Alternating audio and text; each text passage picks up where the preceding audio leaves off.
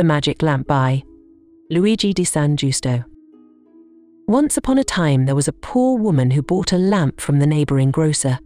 It was an old, used iron lamp, and as it was already quite unsightly, the merchant gave it for a few soldi. The woman went home satisfied with her lamp, cleaned the 3 rusty beaks and the foot, poured oil on the lamp, lit it in the evening, and placed it in the middle of the table, where she set up 2 plates of soup for herself and her son. Yes, the soup was lean enough, consisted of boiled water, salt, a little oil, onions and bread, but the lamp gave a friendly light which pleased both mother and son very much. So the 2 of them ate their supper in peace, admiring their nice lamp beside it. "Yes, that was a good purchase," said the mother, and as she cleared the plates from the table, she asked, "Have you had your fill too, my boy?" "Oh yes, thank you, mother, it tasted good. If it's all right with you, I'll read you a story tonight. Do you want to hear them?" "I'd like to. Then I have a nice conversation while I'm knitting. The neighbour ordered a pair of stockings from me." "That's right, then I'll take the book out of the chest and choose a nice story while you wash the plates." When Silvio, as the boy was called, turned to the chest, he suddenly stopped in amazement and cried, "Mother, come here quickly." "What is this?" "You have a chest of glass." Then the mother saw with great astonishment that the wooden chest was transparent, so that clothes, books, little caskets, in short, everything that was in the chest could be seen from the outside. One could see through the wood as through air. "Well, what is that?"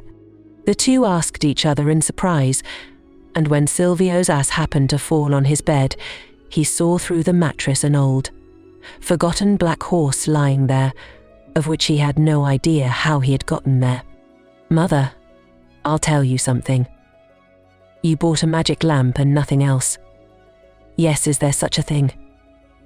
"You can see it." Yes, I see it. That's strange enough. Who would have thought that this morning?" "What do you think about that, Silvio? Truly, this is a real magic lamp. I think the best thing will be that we don't talk about it to anyone. Perhaps the lamp can be of use to us one day, but I would be in favour of not keeping it in use for every day, but buying another lamp. As I have been working as a woodcutter in the forest for a few weeks, we shall be able to afford a new lamp, which you must buy tomorrow, while we can put it in the chest." The mother agreed to this proposal, and the very next evening there was a little lamp on the table that was like all the others. It did not make anything transparent, nor was it less bright, but the secret was thus preserved, and that was very good, for the very next evening Fatima, the neighbour, came to the mother to chat a little. Fatima brought a stone jug, which was closed with parchment paper at the top and tied with a string. She put the jug on the table and said to Silvio's mother, "Anna, will you do me the favour of keeping this jug for me? There are olives in it, which have been given to me out of pity, for you know that I am a poor woman just like you, and at present I have not much more than these olives. I would be grateful if you would keep them for me for a few weeks.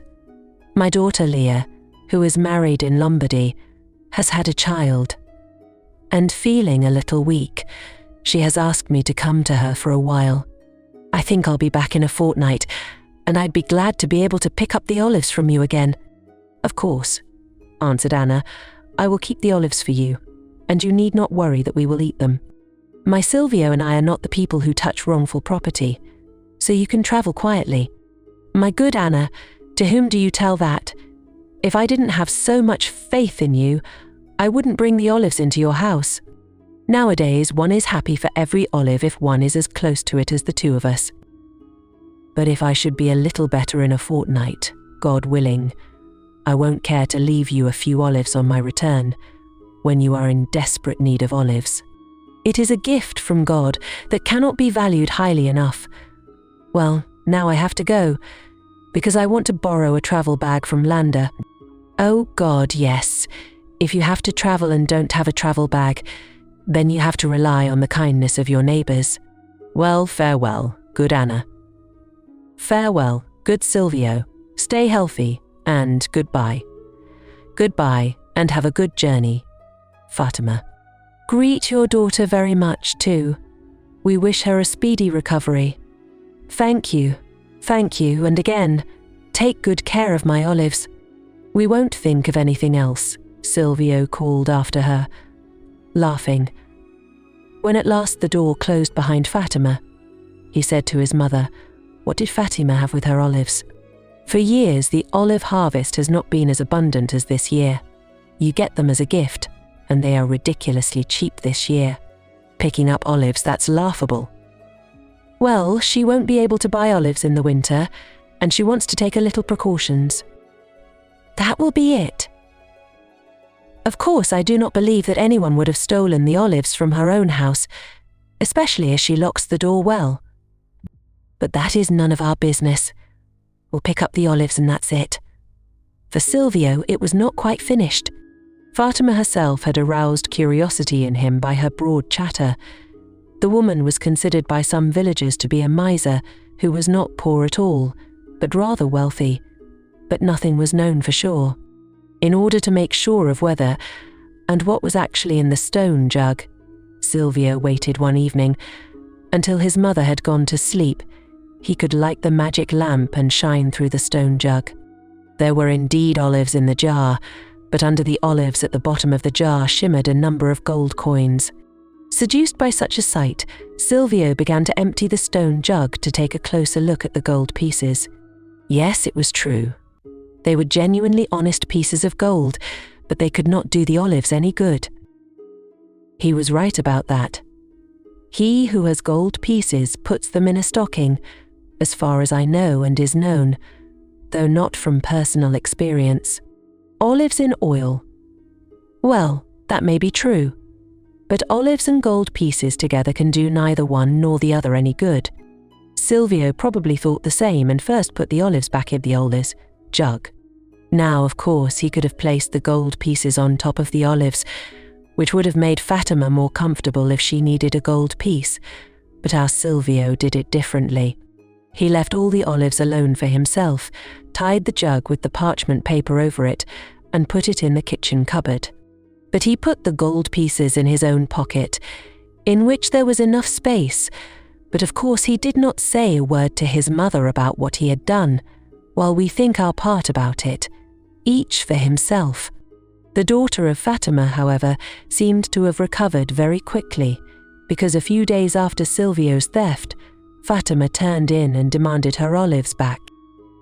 She immediately took the stone jug firmly in her arms, but remained chattering for half an hour, and said in passing, "Well, now I have my olives back." "Yes, sir," said Anna, laughing, "and not a single one is missing. And once you have eaten these olives, you can get new ones from us. We haven't touched any, believe me. I know that, good Anna, or I would never have entrusted you with my olives." And then she left after a friendly greeting and thanks. Silvio, however, did not feel very well, wished to go out into the fresh air for a while, but promised to come back soon. While his mother thought he was on a walk, he had nothing more urgent to do than to hide the gold pieces in the courtyard under a stone. Then he ran around the house 2 or 3 more times and came back again. He had hardly sat down when Fatima also came rushing up excitedly. "Where are my 12 gold pieces?" "You, Anna, stole it from me or your son. What do you think? Have you gone crazy? How can we have stolen your gold pieces when we don't even know if you have ever owned a gold piece in your life? That's outrageous. You have entrusted us with a jar of olives but no gold pieces. But the gold pieces were under the olives," cried Fatima. "We don't know. If you had given us a sack of gold pieces for safekeeping, you would have received it back intact and untouched. We are not the people who touch other people's property. Am I right, Silvio?" "You're right, Mother. There's the door. See to it that you get on, or my son will throw you out. We're going to sue you in court for insult." Then Fatima went away scolding and ran from house to house to tell the exciting story. The next day, Anna and her son were brought before the judge. Both solemnly asserted their innocence.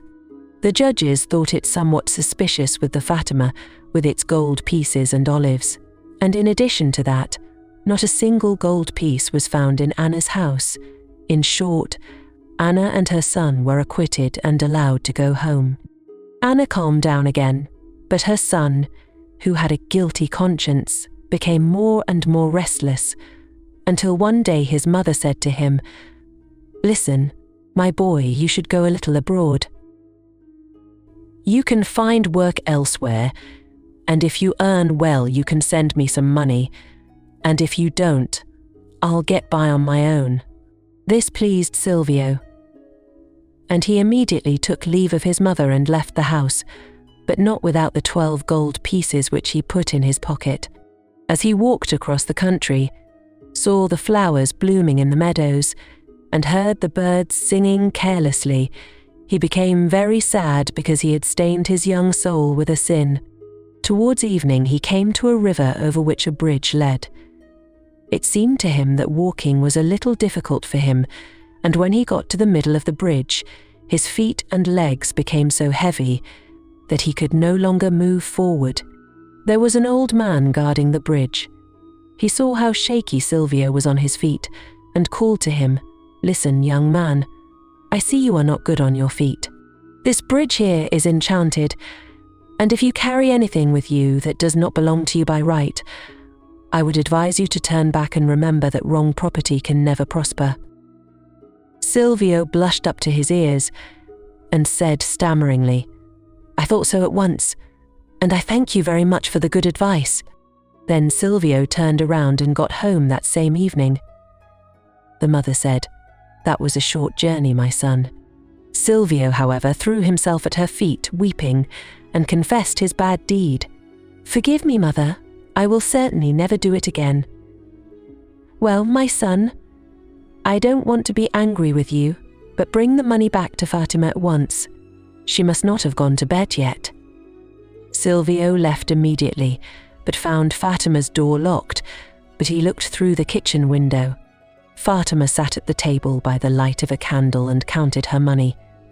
Silvio knocked at the window. "Fatima, open the door for me. I'll bring you back your gold pieces." Fatima quickly took care of the money she had on the table, came to the door, and let Silvio enter. "Where's the money?" "Where?" "Where?" "I'll put it on the table for you to count. My mother didn't steal the money and didn't know anything about it. I did it alone. You see, I am a thief." The honest thief could hardly get around to placing the gold pieces one by one on the table. Fatima hurriedly seized a broom and worked the poor boy with it as vigorously as she could, but Silvio did not object much to the beating, but felt much relieved when he got up and away as quickly as possible. Then he happily arrived back at his mother's house, who once again admonished him to remain honest.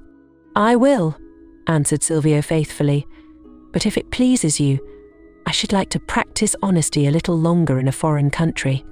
"Do as you like, my son. Just look around the world a little, but not without the magic lamp, if you would be so good as to give it to me. For my sake, but don't do any mischief with it, my son. Don't forget how you once felt about it." "I don't want to talk about it anymore. Let me tell you once and for all, honesty lasts the longest." Now Silvio went out into the wide world and came to the bridge, where the watchman waved to him from afar. He saw well how brisk and fresh Silvio walked. The two greeted each other as good acquaintances, and the old man said, "Now I see that you are a good fellow, and that something right is already shining from his eyes. If you have courage, and I trust you can do a good deed. Look, there on the other side of the bridge, where you see a light twinkle, is a castle guarded by a werewolf, and in the castle itself a princess is imprisoned. The werewolf will not let you enter. Here, however, I will give you a few chunks of meat, and if you throw them to him, he will eat them and then fall asleep. Then you must look for the keys to the lock and see if you succeed in freeing the princess. You must know that she is the daughter of a mighty king, and he will give her to him who succeeds in wresting her from the power of the Welf. I will do my best, promised Silvio, and walked with bold steps across the bridge. The castle lay lonely on the ledge of a mountain. As Silvio climbed up, he heard a heavy snoring from afar. Aha, thought Silvio, that must be the werewolf. Well, we'll take on the little boy. But as he was only a few paces away from the entrance to the castle, he saw the huge and wild beast leap to its feet. It growled menacingly, "Hunger, hunger is not good. One smells human flesh and blood.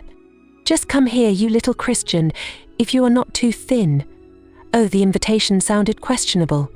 The werewolf was about to pounce on Silvio, but the latter, not lazy, hurriedly threw him the 3 morsels of meat, which the werewolf immediately attacked, swallowed them, became sleepy, and then threw himself down.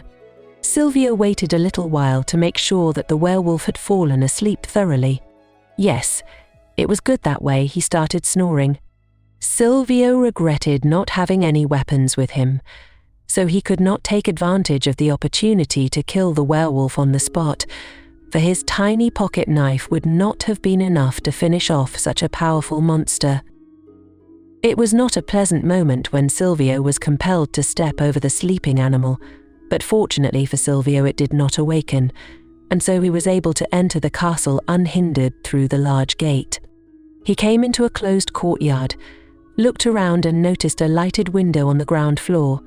The window, however, was barred by iron bars as thick as an arm, which were placed so close together that a slender child could not have passed through.